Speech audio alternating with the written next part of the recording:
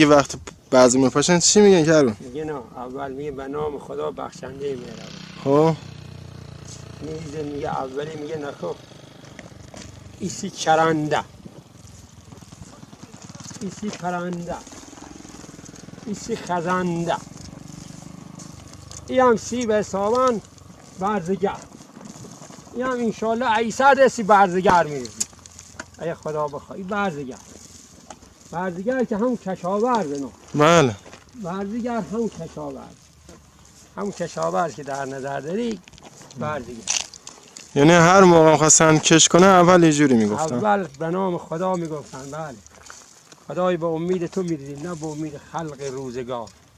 خلق روزگار نمیشه به امیدش میریزی، به امید خدا. همیشه به امید خدا، همیشه به امید خدا